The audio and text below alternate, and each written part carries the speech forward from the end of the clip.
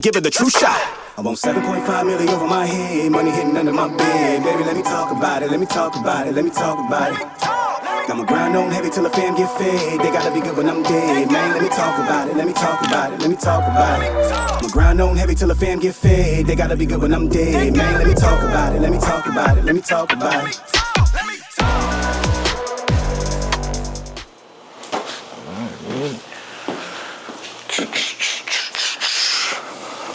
All right, man. So with this show, bro, you never know what I'm gonna say. No, I'm just playing.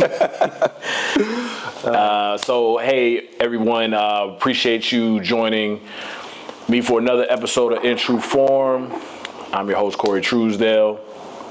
I have a very special guest with me today. He really don't need no introduction, but it's a lifelong friend from high school, T.W. Josie. Shout out Josie. This is Jeremy Hawes, a.k.a. J-Rock, a.k.a. the original ghost from Power. We're sitting in his nightclub called Miami Vybz, and today we're going to tap in a little with Jeremy and on his journey to getting to this platform of having your own nightclub. Jeremy, I appreciate you allowing me to come into your establishment. I don't even remember the last time we seen each other. How long it's been? Man, I don't remember either. It's been a few years, I'll say that. It's been a few years. Jeremy and I, we graduated high school together. I came up with something, whereas I was just sitting there, man, and I was just like, I remember sitting in class with you, man, in Ms. Miles' class. Yep. Shout out Ms. Miles. Shout out Ms. Miles, Lori Miles. And we was sitting there and we was just talking about how they had the military folks coming in. It wasn't even Ms. Miles' class. It was when we was on the Vicar Club, and they used to be bringing in like the National Guard folks. Right. And I remember we was sitting there and we was just like, man, we gonna have our own business, man. We ain't doing no National Guard, man. I was just like, nah. We was adamant about that, but Jeremy has graduated college. Yes. What college did you graduate from? Georgia Southwestern State University. It's Jimmy Carter's alma mater down in Americus, Georgia. Okay. Yeah. What you go to school for after you left Josie? Mastered business administration, minored in management. Okay. How long did it take you to finish? 4 years, exactly. Tell me about that journey, bro. We can go a little bit further back, though. You have how many kids now? Whole gang of 5 now. 5 children. So we've known each other since before the kids. Jeremy went off to school and I ain't see him at all. Like, he was gone. I think the last time when you left, you was staying out there off of Peach Orchard Road. I think your folks was out that way, and he was gone. Tell us about your journey leaving high school and what path you was on to basically get you to where you are today. Well, I mean, basically, I wanted to be sure that I left the city. And the reason being is because I had never really left the city. So I wanted to see something different. But I also wanted to stay on task with my schoolwork in college. So I chose Georgia Southwestern because it was in an isolated location in a little country town, Americus, Georgia. And I knew I would be able to focus on my studies if I went somewhere like that. I got accepted into Emory University, Georgia State. Everywhere that I applied for, I got accepted. But I chose there because I knew I could, focus better, and that's exactly what I did. Yeah. So, I went down there initially with no friends that I knew. So I went. I don't remember you going to school with anybody from our school. Yeah, I had 2 of my, I would say, partners that I hung out with in high school. They ended up going to Benedict, which was known for partying. So I knew I didn't want to do that, so I chose my own lane and I went down there. One of those homeboys ended up coming down there with me actually and graduated. Who was that? And that was Wayne. Wayne Coleman. Wayne is out there in North Carolina. Actually, he's in Georgia now. He moved. He moved. Yeah. Shout out to Wayne. Yeah. Shout out to Wayne. I was supposed to do his pictures one time, and scheduling just didn't happen. But him and his wife. Yep, him and his wife, Demi. Another T-Dub. Yeah. So when you was off in school, did you run into any type of turbulence or family situations that possibly caused you to either take a step back from school, or did it drive you into completing? I know you went through a lot of tragedy with family members. If you don't mind, do you want to talk about that, or talk about that? So 2 major events happened while I was in college. The first was my cousin, Michelle Hawes. She ended up killing her 2 kids here in Augusta. So she was the one from the gas station? Yes. I didn't know that. Mm-hmm. I did not know that. Yeah, so that's Mike Hawes, that was one of his older sisters. I didn't know that. Yeah, so she killed her 2 kids in the gas station, so that was very traumatic, and I was very close. For the whole city. Yeah, for everybody. Yeah. But definitely the family, losing those two innocent kids, and furthermore, just trying to figure out why, and now that I've grown older, the why is that, sometimes in this world, which is a dog eat dog world, you feel alone. And when you feel that way, you need someone. And unfortunately, the dynamics in my family, I would say it's not really family. We're not as much there for each other like we should be, but I'm trying to be the one to change that for the future to come, starting with my household. And the other tragic event was my mom. My mom passed in 2006 from breast cancer. That really affected me, caused me to fail one class, and I think it was, if I can remember, it was an English class. I think it was lit. We were right at the end of the semester, and I was working on a long 35-page paper, and I just couldn't write. I had writer's block. I couldn't think at all, to be honest. And I ended up having to retake that course the following summer, in which I aced it, thankfully. But during that time, I couldn't do it. And at that time, I was pondering whether or not I wanted to finish school itself, because I was, away from home and trying to handle those matters. Being African American, our families aren't big on life insurance, so just putting my mother in the ground was a challenge. So those were the 2 major events that affected me in college. How did you get back on course after that, though? 'Cause a lot of people, they handle trauma. I know I've recently just dealt with it. How did you get back right again to get the ship? Because I know that you didn't necessarily move back to Augusta. Nope. Where did you go after that? And well, my first question is, how did you get back on course after the passing of your mother, and then what basically led you into moving forward after that? Well, I'll say I didn't really get back on course mentally. That took years to do. But as far as me handling my business, finishing school and everything, I would say it was the music. I was a part of a group called Concrete Boys, and at the time we were also, working with different major labels, and then we ended up connecting with Young Jock and touring with him. So just really, being in that space helped a lot, because I was always in the studio, always recording, always traveling on tour and everything. So that really helped me block it out. But it wasn't until my early 30s to where I really actually went and got counseling for what I had put aside for so long. Okay. Are you still doing counseling? I'm still doing counseling, yes. So a lot of people don't realize the benefit of speaking to a therapist. I've been doing therapy since last year, beginning of early last year, to deal with, childhood trauma. And some people don't realize the benefits.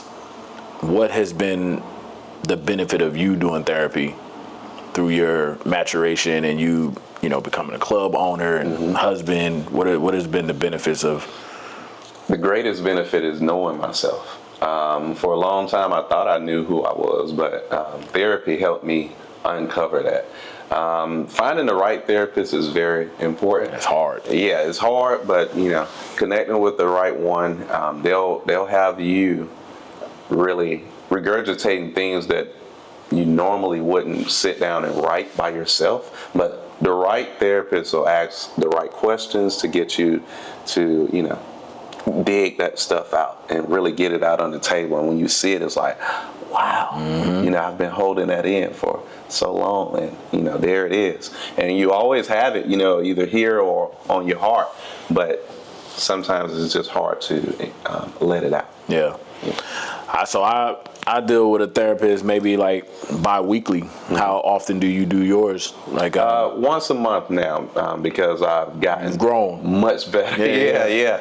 But I tell you, it never ends. Yeah. It never ends. So I don't see counseling going away ever for me. It's an ongoing thing because we're ever evolving as human beings. Right. The world is changing. As long as the world is evolving and changing, we must evolve and adapt. And the only way to do that is through counseling. Yeah. Like I said, I've gotten to know myself now, who I am today. But tomorrow I'll be a different person. So, Yeah. The ongoing counseling helped me excel in life. Yeah. Well, your moms would be super proud of you. Yes, I think I met your moms once or twice when we was in high school, and she was serious about that schoolwork. Oh yeah. So you was always unique to me, and I'm gonna tell you this. I probably never told you this before, but you was unique because you was friends with a lot of the guys in the school and in the neighborhood kids in the school that really wasn't into their schoolwork like that. So you blended in with them. You was in sports, but you had the swag. You had the swag in school. You knew how to go into the classroom and do your schoolwork. Right. And you was in the National Honor Society, wasn't you? Yes. So you made the National Honor Society. You had the baggy shorts, the baggy pants. We still had to tuck our shirt tail in. That was the weirdest thing to me. Is like people had baggy pants on, but their shirt tails was tucked in. But anyway, but you had that vibe. But you was still chill. You still hung out. Still did your thing, which allowed you to be adaptable in every setting. Going to a school where none of your friends was out there achieving. And I remember you used to talk a lot about architecture. What was that like? Like you leaving school and still carrying that? Like what was? You was able to be you in the room. Right. You can talk to people with the blue collars, and you can still turn it off and then hang out with your homeboys and dap them up. And What was that like, man? Being able to, I call it code switching sometimes, but having to do that, how has that been for you? One of my greatest assets, because I went to an all-white college, majority all-white. So knowing when to turn off the hood, in which, I was born and raised right down the street from here in River Glen, East Boundary, as we call it here, the bottom. All my teachers tell me, you're going to end up dead in jail. And when you look at the stats, that's pretty much where all my friends are. They're either dead or they're in jail.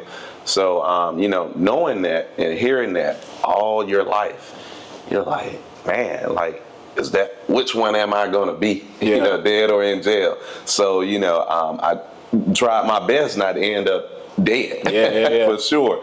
And it was a struggle and a challenge sometimes to stay out of jail, not because of my actions, but just being a young black man in this today's society. So that was really tough, but my mom always taught me to be me.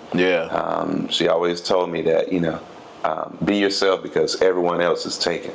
And that stuck with me. Like, I can't be Corey because Corey is already Corey. I can only be Jeremy. So I found out just by being myself, that is how I was able to get in different rooms. But my mom always told me as well that, you know, sometimes you can't always be you. And I didn't always know what that meant until I kind of got to college. And I started mingling with, you know, people that wasn't of African American race, because I only went to school with African Americans. So when I started blending in, I started seeing how they talked, how they moved, and it was much different. And that allowed me to get that off-on switch. Kind of had it in high school. You had it unconsciously, but it was conscious. We both had it. Yeah, it was more conscious in college once I really started seeing different ethnicities, backgrounds, walks of life,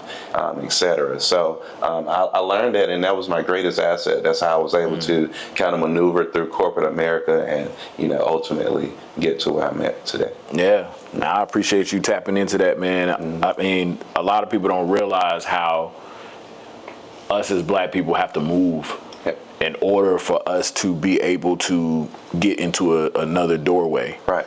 And, you know, it's not like that for the opposite race. You know, they can be themselves. And, you know, and that's something that I talk about a lot at work. You know, I tell people that, you know, it's a buddy of mine, you know, like a brother, his name is Ken. And we're one of the only few at our job that has locks. Right. So, you know, some of them, they get us confused with one another. Like they call us, we've been there for more than 3 years, and they still, hey Ken, I'm Corey. Oh, man. But we also have to smile at a different rate. We have to laugh at a different rate. We can't walk in and just be ready to just sit down and work because it looks like we got an attitude. So turning on and off is a struggle sometimes. It's draining. Yes. It's very draining. A lot of people don't talk about that, but sometimes you're ready to tap out. You can't even be yourself around your people that's like you, because you had the code switch all day. And I'm glad you mentioned, you mentioned that, because one of my favorite poems is by Paul Laurence Dunbar. It's called "We Wear the Mask." A great poem. But when I read that poem, and this was in college, it truly identified me and everybody that I knew and had grown up with, even yourself.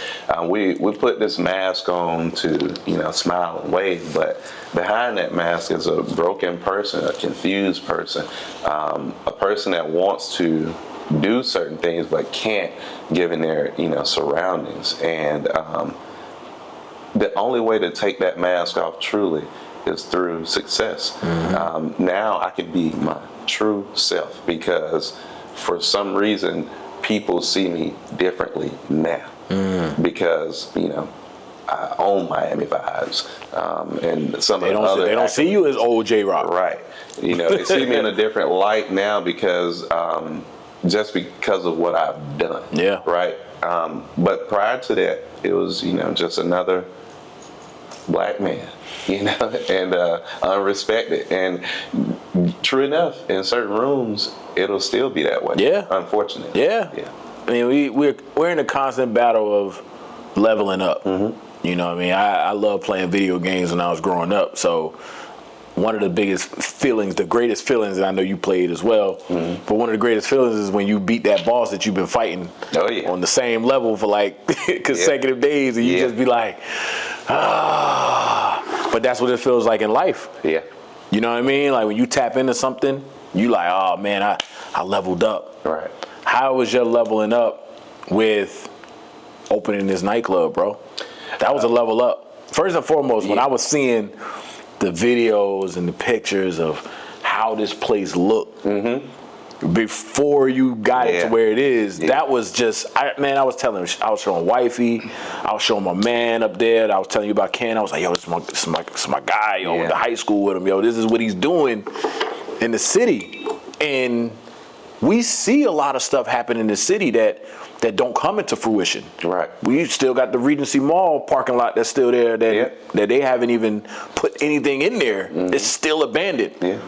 So how was that, man? Just leveling up. You found out, like, what was that process like, man? Just getting this nightclub squared away that people don't know. Well, people don't know. Some locals know that what this used to be before we got it, and it was a hookah lounge actually, owned by Sharifa, who still has another location down the street, but this was their first location. So my wife and I, we would always come in here because we're hookah lovers, and we'll come Shout in out here. to the hookahs. We'll come in here and sit on the stage area where the stage area is right now, and we would always just fathom, if we had this building, what we would do, and more so me, because you mentioned architecture, so I'm into structure, and I thought this would be the perfect structure for a grown, mature lounge, and the way it looked, it was in horrible condition. When I'm talking about termite damage, water damage, mold, mildew, you name it, it was here. So the process was very, very challenging, but also educating, because I had never, built anything ground up before, especially not commercial. So, just coming in here all the time and envisioning what I could do, and then me and my wife riding down Broad Street one day, and I see a realtor sign on this door, man, and I said, up. "That's the opportunity." I know you lit right up. there. Yeah, I hit a U-turn right there and came back, and I saw the realtor sign on this door, but I looked next door and I saw another sign, and it was from the actual owner. So I said, maybe I can contact the owner directly, and we can discuss some things. Do something sweet. Yeah. And long story short, we were able to do a Jeremy, deal. I've been coming to your hookah lounge. Yeah. I've been shy. Hey, let's talk. Yeah, we were able to get a sweet deal. I actually didn't pay rent here for a year and a half. I would say almost 2 years. That's before. amazing. Yeah, prior opening and into opening. Just to see how it's going to play out. Yes. You know what I mean? So how the profit is going to look. Yep. Well, normally that's not the case though. But I was able to talk with the owner directly and let him know, what type of equity we was planning to put in here and how it was going to be a guaranteed success. And I did that by way of really focusing on my business plan and already coming to him with that plan and with pending backing from the bank, already having the finances in a row and ready to go. And once he saw that, oh, this guy's serious. Yeah. It was a no brainer. That was your mom. Yeah, for sure. Your mom was Your mom was like, let's do this. I know you was talking to her all the time. Oh yeah. And then not to mention, shout out to Louise. But our wives, bro. Yeah. They put a different battery in our pack. Yeah. In our back. It's like yeah. I know she's been pouring into you and pushing you through all of this. Yeah, besides a huge help. Besides God, she is the reason, helping me see things that I couldn't see, me just having a business mindset. It's some things that her, without, having that business knowledge like myself, that she would ask that I wouldn't even think about. Yeah, and it's always like that. And she'll tell you. Y'all both was in the National Honor Society. Yeah, and she'll tell you. Big brains in the house. I challenged her on everything because that's just my nature. And anyone around me will tell you I'm going to challenge you. I'm not just going to take your word. Yeah. It's always a challenge. I need to know what type of backing you have to tell me that. Yeah. And although I challenged her, I came back to the table and I said, I thought about what you asked or what you said, and I think that's a great idea. Or because you asked that, now I thought of this. So That's she's dope. definitely been an integral part of Miami Vybz. Yeah. I'm gonna take a quick break right after this. All right. So we was just talking a second ago off camera how when you're from your major city, this is your hometown. Right. You think of Young Dolph, you think of Nipsey, you think of those different types of artists who was always home. How do you feel about that? Like, being this is your home, your hometown, do you ever feel a little shaky? Hate, we know it comes in all forms. Yep. Do you feel that at any moment when you're here, or you're more conscious of who you're allowing in your space and things of that nature? Like, definitely conscious of who I'm allowing in my space. My space is, my sanctuary. So I don't let a lot of people, kind of get in my personal space. But when you talk about, awareness, it's just natural for me.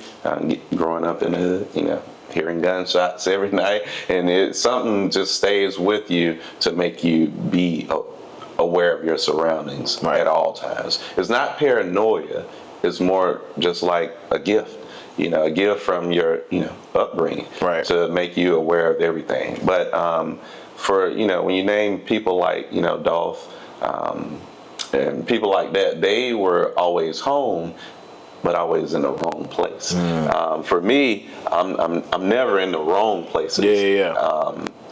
But what is the wrong place also? Right. For when you talk about, haters, like you said, yes, it's people that hate, and most of them smile in your face. So you'll never really know, but I think it's how you carry yourself. I always give everybody respect, the utmost respect, no matter if I know they've hated before or not. I still show them a certain level of respect to make them think twice about what their next move. They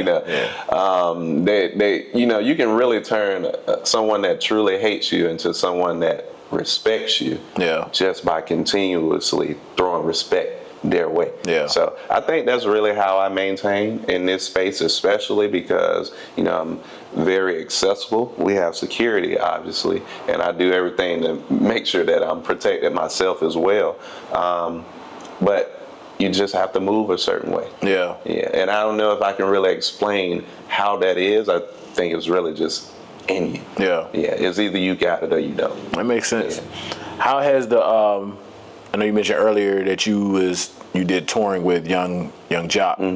How did moving through that entertainment, that music industry, shape you for being here and being a club owner? I would say that was 50% of why I opened, Miami Vybz, because I had been in so many bars, lounges, clubs, around the States, to where, I kind of knew the ins and outs. Never had managed a bar or a club or anything before, but had given my management experience through real life experience and through book knowledge in college. I think all of that really helped me to really craft this idea and get everything that I thought was needed for this city into one space.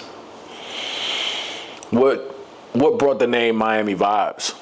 Was it a nighttime event that took place in Miami that you was just like, nah. Like, what brought that up? I just love going to Miami. Okay. So my first time going to Miami was for one of my best friends who's in Atlanta. His bachelor party or getaway was in Miami. Okay. And that was my first time going to Miami. Also my first time getting on a plane. Word. Yeah. So first time on a plane. Don't feel too bad. I ain't get on a plane for the first time until 2010. So. And that was when was that? That was in he'll kill me for not knowing when his date was, but it was probably 10 years ago if I had to guesstimate.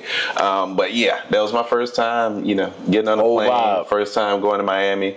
And since then I frequented Miami often. Okay. And when we got to this point, we was thinking of names and I was like, Miami Vybz. I love going to Miami to get a vibe, so why not bring that vibe here to this city, in which I don't believe they've ever really had a international vibe here. I don't think so. I think we've had some reggae clubs before that used to, pop back in the days. We even had a place called Tribeca, which was a tropical theme type name before. Shout out to Calvin Walker.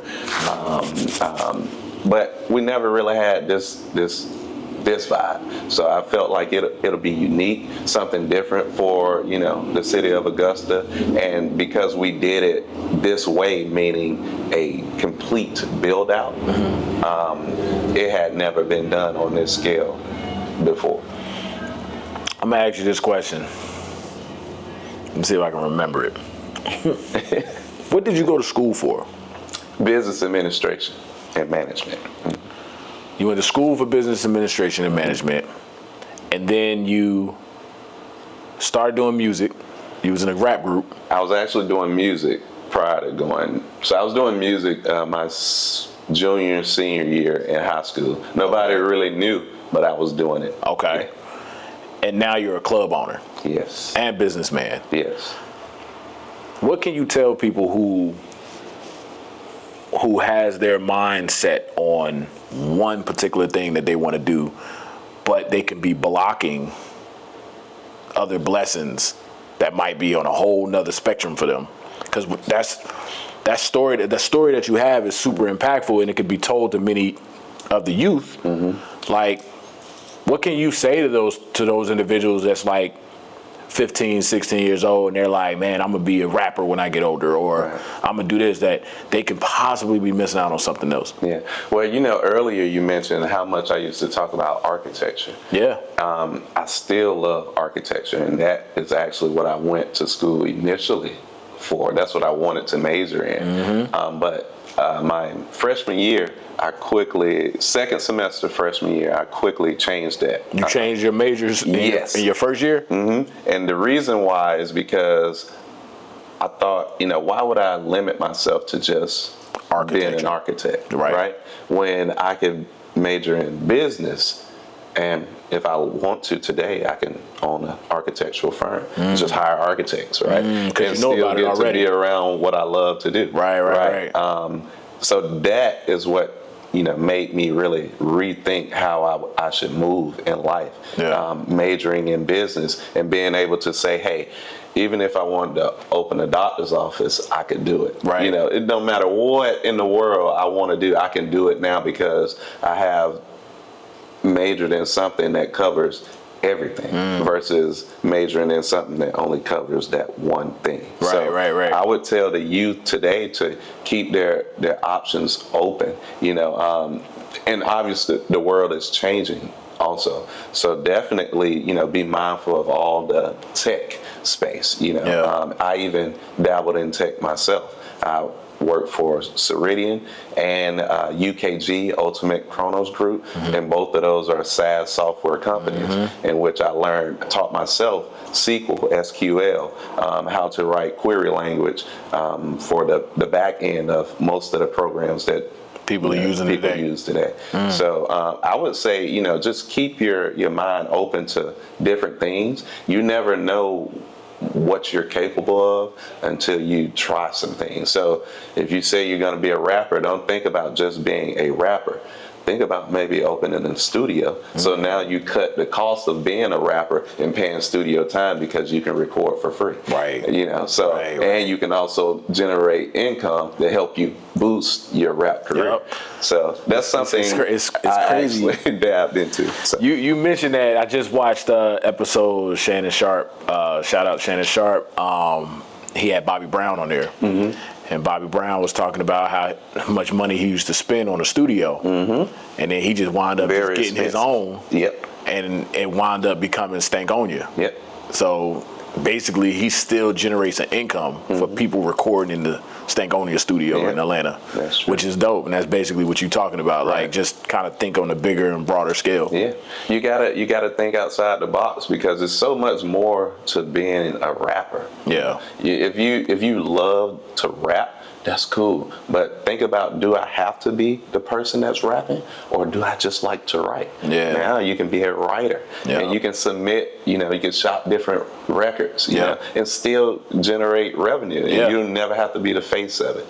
You can be a producer. You can be an engineer. You can be a manager. It's a lot that comes in the music industry that you can do versus being a rapper first. And a lot of people have gone that route. Yeah. We can talk about somebody like The Dream, who's a writer. Carrie Hilson, writers. Yep. Tank is an artist, but still a writer. So a lot of these people, they write. They love to write. Yeah. And although some of them have become artists, they still write for other artists too. Yep. And these are big big writers that I'm talking about, you know. That's true. So they generate most of their income from writing, not being an artist. Yeah. Being an artist is probably the lowest thing you can do in music. Yeah. Yeah. That's it's funny you mentioned that, and you know, I typically ain't gonna pivot, but I'm gonna pivot real quick. My younger brother is in the city. You know, shout out to Trues. Yeah. He started off as working at the Humana Treehouse, and you know they was having the teas and everything there, and now he's branched off. Still works at the Humana Treehouse, but he branched off and he sells his own tea, and he also does music. So instead of having a DJ, Right. he DJs now. So it's just like what we're talking about, you know, expanding your mindset, just like with me with the photography. Right. It's like I wasn't just wanting to just do portraits and just wanting to do family sessions. Right. It's like, you know what? Let me do some real estate photography. Let me get my drone. Let me do some drone work.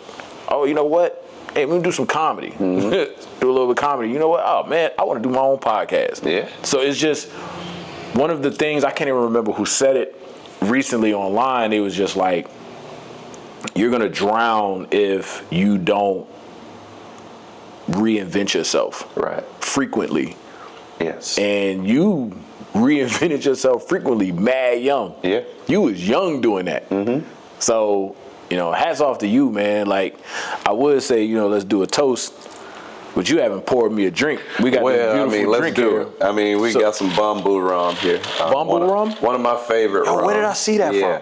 I think it's just seen it sponsored by Lil Wayne and a few other artists, but Shout it's out. really smooth. Shout out to Yeah. Weezy and Baby. Yeah. Please say the baby. So yeah, we'll do a little toast here. Thank you, There sir. You go, sir. Yes, sir.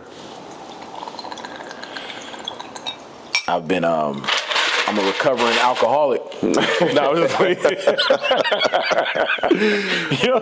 That's insane, Look, boy. I'm around alcohol all the time, so I try not to indulge so much because it's so available to me. Yeah. But, Hey, man, shout out to Toast and shout out to our friendship. For sure. I think me and Jeremy met my freshman year in high school when I moved from Jersey, and it was such a tough adjustment coming in and getting friends, knowing that you're from a whole different state. Yeah. And you're in a community, you're in a school where everybody grew up together. And Jeremy always looked at me as me, like, you know, that's Trues. Yeah. You know, that's Corey. So shout out to your friendship, man. I hate that it's been this long in between time that, you know, we used to ride out together. I remember you had a major accident in high school. We ain't gonna call it out, but I just remember being by your side and making sure you was good up until you healed up on it. Right. And that, you know, our friendship always meant a lot. So, Yeah. Same here. toast to that, bro. Yeah. Cheers. Yep, you already know it. You did Shannon Sharp. This is Shannon Sharp drink. That's some good stuff right there. Good stuff, right? Ain't that right? Yeah. Man, You killed it, huh? Oh, yeah, I thought it was a I shot. don't know what I was doing there. Yeah, you playing. Told you I'm a recovering alcoholic. Hey, I am not picking on recovering alcoholics. It's just funny. I'm just goofy like that. Really smooth, by the way. Yo, and it's not sponsored. That's just nice, bro. Go ahead and get a disclaimer. They're not sponsored. That's not sponsored, but Maybe hey, you should look into, having them sponsor this episode. that's the whole point. It's the whole point, bro. You've created one of the most sophisticated lounges in Augusta, bro. But it's clear your mission goes far beyond hospitality. What inspires you to use business as a platform for community empowerment?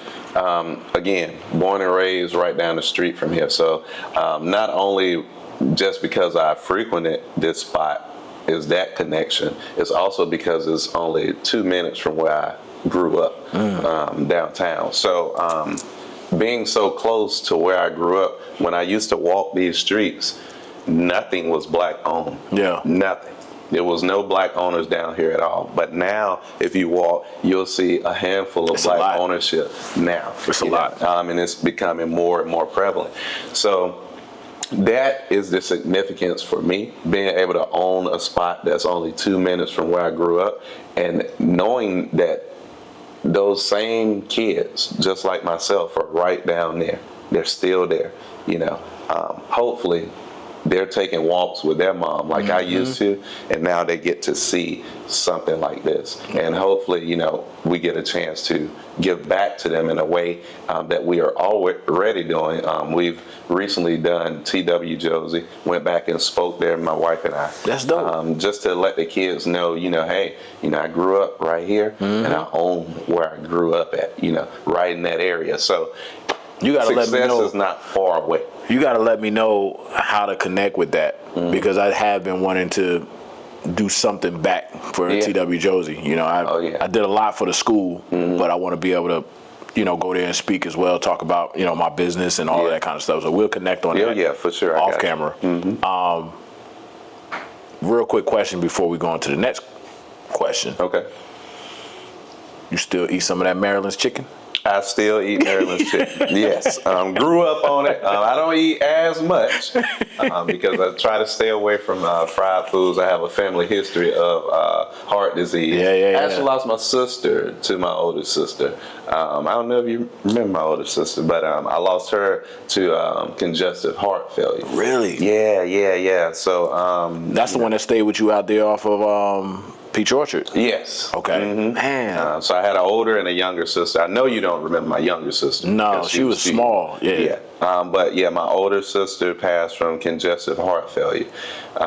So even with that, and again, I had to help bury my sister. Life insurance. So I'm really big on educating our people on the importance of building wealth through life insurance. Like, you got to have life insurance. That's how you can help the next generation. If you don't have that, then you've lost half of the battle. Right. Like, please, everybody out there, get life insurance. Very important to have. So, I had end up helping to, bury my sister as well. So all of that is, still that trauma that I talked about. Yeah. So all of that is the ongoing counseling that I have. Yeah. Now that's jewels for everybody, man. Yeah, man. Yeah. You've been a mentor to many young black men in your community, speaking like how you was at the school with your wife. Can you talk about the importance of that role and what you believe this next generation needs most from leaders like yourself? We need, I would say the common answer to that question is we'll say they need someone to help guide them. But honestly, we need to start in the households of adults right now, young black adults, like trying to help curate households, because that's where it's broken at. These young guys that are doing what that you and I wasn't doing, we weren't carrying guns in high school. They are. Why? Well, because dads aren't in the household at all. My dad wasn't in the household either, but I had at least one person that I hung out with that had a dad in the household. Now, no dads are in the household, so it's widely different than when you and I grew up. Yeah. So really, bro, I think we really need to focus on trying to keep relationships together, and giving a better example, setting a better example for them. And it's tough for us because, some of us didn't have great examples like myself. I didn't have a great example to follow, throughout my entire family. So, all the women in my family are single. So it's really difficult from that perspective. So that's one. But two, also, providing that guidance, trying to, talk to the youth to see what they're going through, because most of them are just misunderstood. And when they're misunderstood, they go and act out. So I'm currently trying to actually get a 9-to-5, in which I haven't had in a while. I'm trying to get a 9-to-5, but my 9-to-5 is significant. I'm trying to go and work for the Department of Youth Justice. Okay, right downtown. Right, it's on Mike Padgett. Okay. Yeah, so I'm trying to work at the YDC because it's something very eye-opening that I spoke to the director about.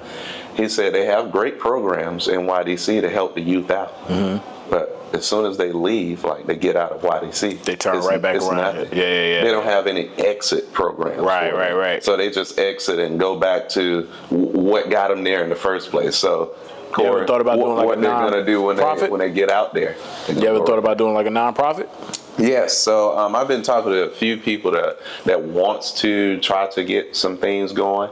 But right now, I would say this is my primary focus. Okay. Really infiltrating the YDC to find out what's going on so I can help, on the outside. Right. Yeah.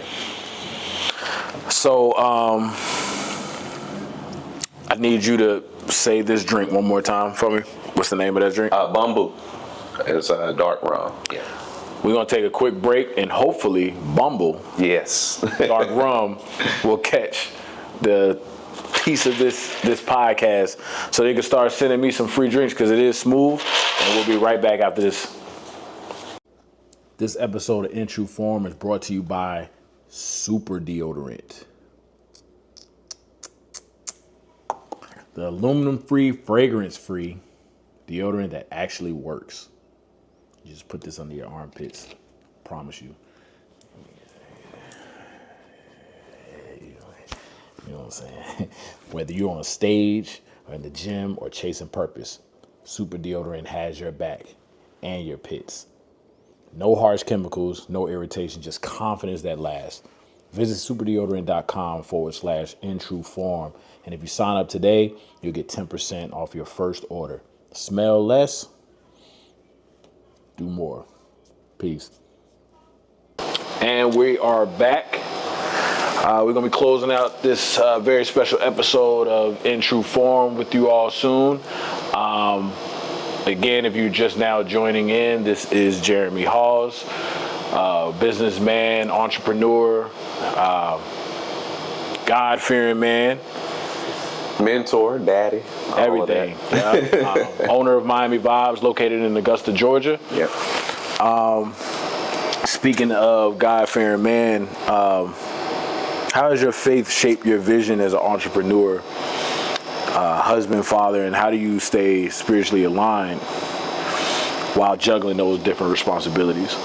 I would say my belief in God has carried me throughout my life, but I've recently, within the past, I would say 2 years, actually built a relationship with God, which is different.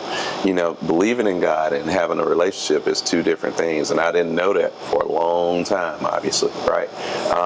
But I've now, grasped the fact that, your relationship with God actually takes you to another level. So really being spiritually involved in the community, my church, Truth Church of Augusta, it just helps out a whole lot, and it helps keep you grounded. And when you know that you have that guaranteed support from God, believing in God, you don't always feel like you have somebody, right?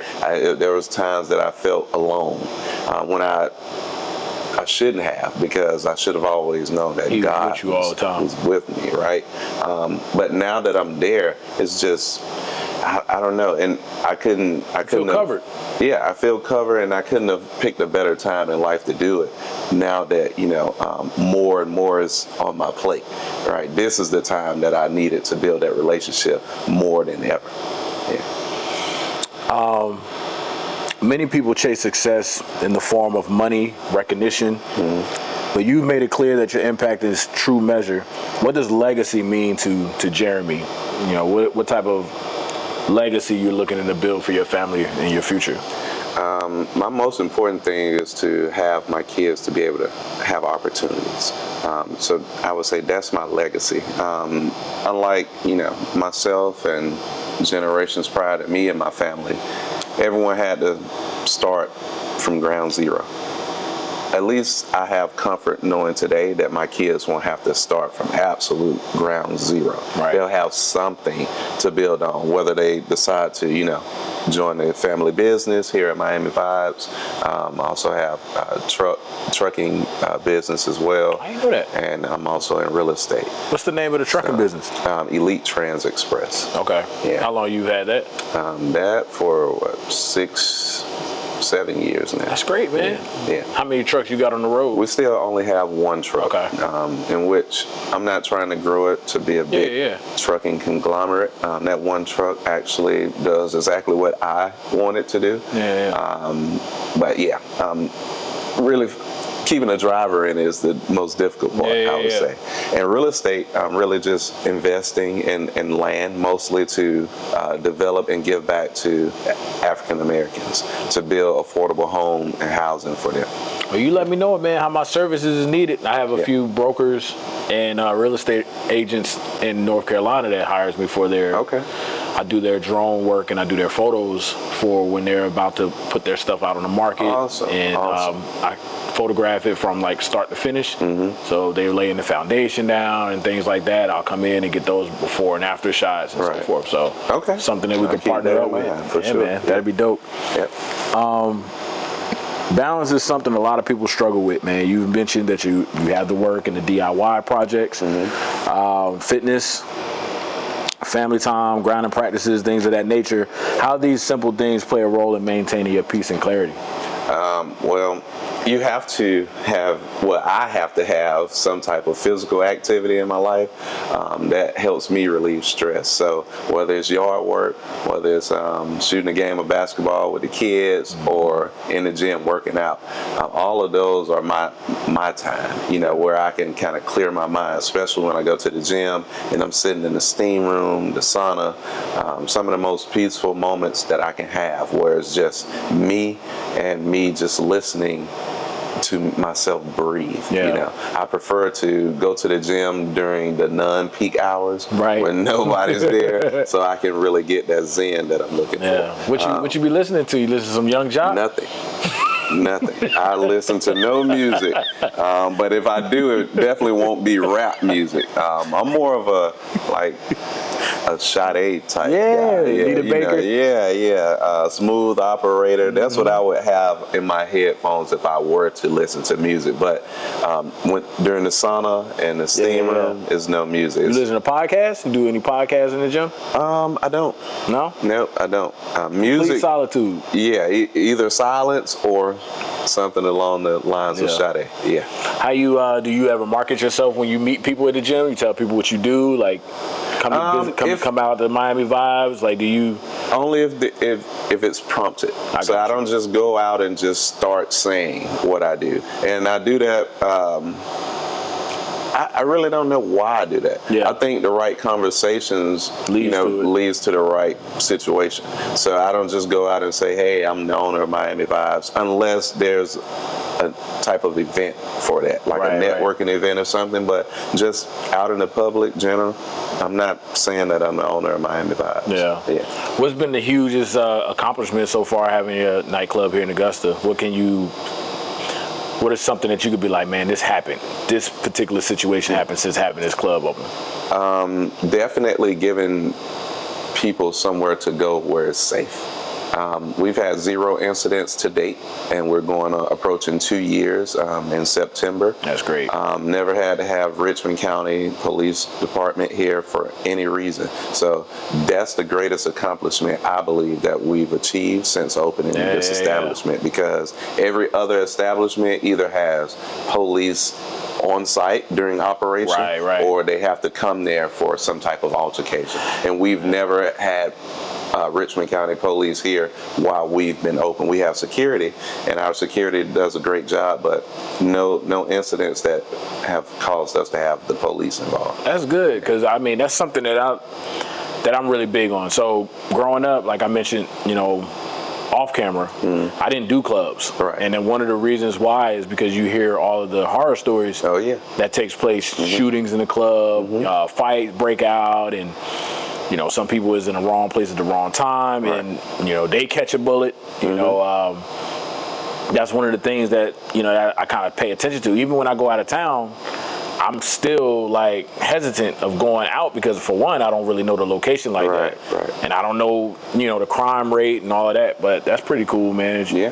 Have you guys been nominated for anything? I know Augusta's been doing a lot of these different awards lately. Have that come up? Yeah, You know? we've been nominated as Best Night Club of the Year. What I believe 2 years since we've been open. That's good, yeah. And last year we won we were the runner-up to the first place winner.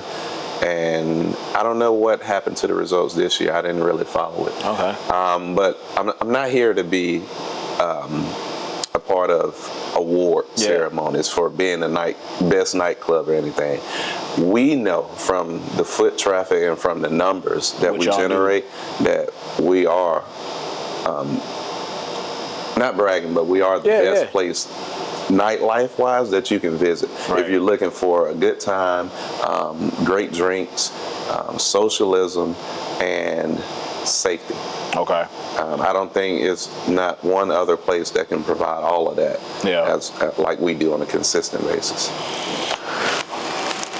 I did want to ask you this. If you were to have 5 special guests to come through your nightclub, who would those 5 different people be? Dead or alive? Dead or alive, 5.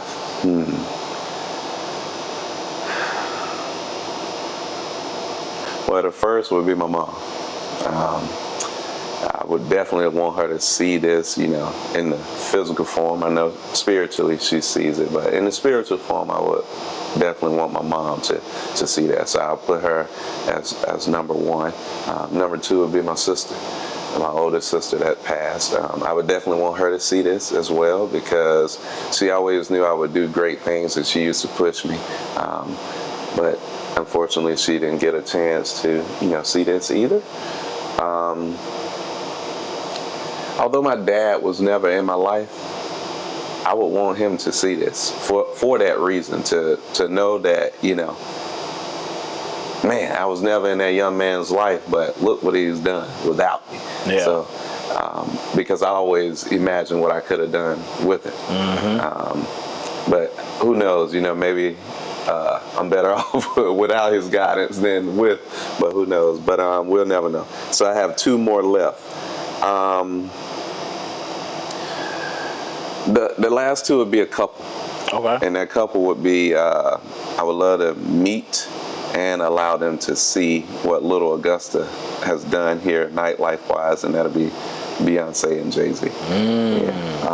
I definitely look up to them as a couple for what they've done and where they come from. You know, Jay-Z is from the projects. Beyonce, then, you know, she wasn't born with a silver spoon in her mouth either, over in Texas. So to be able to do what they've done as individuals and then to collectively continue to do what they're doing today, I think is very commendable. And for those that aren't following what they do outside of music, you should, because they're doing a lot of great things for the community. That's what's up, man. Appreciate that. Yeah. So you're constantly investing in people. Who are your key figures that has poured into you? How did they shape the man that you are today? My mom poured the most into me throughout my life. After my mom would be all of the coaches that I ever played for, whether that's football, baseball, basketball, soccer, boxing, karate. You know karate? Yeah. You still good? So that's it was when I was little, so I don't remember too much, but yeah. Do a move real quick. Enough to protect myself. Do something real quick.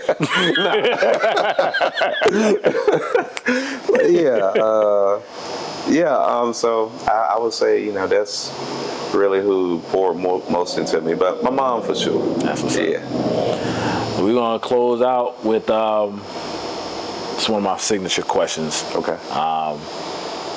You're probably like the 3rd guest that I'm bringing that question into it, but okay. When you think of In True Form, it's all about authenticity, resilience, and stepping into your true form, stepping into your purpose, what does being in true form mean to you, and how do you embody that in your daily life? I think we covered most of that today during this interview. Just really being yourself, being true to who you are, and knowing that everyone else is taken. So I embody that by staying true to who I am. Also by putting God first and my family, and always wanting to give back some way, somehow. But especially to the youth, and specifically the young black men, starting in this city. And hopefully, I can get to the point to where I can do something even, regionally or statewide, and then nationally. Who knows? But that's something I would definitely want to do. Yeah. That's where my heart lies at, and God willing, He'll see to it. Yeah.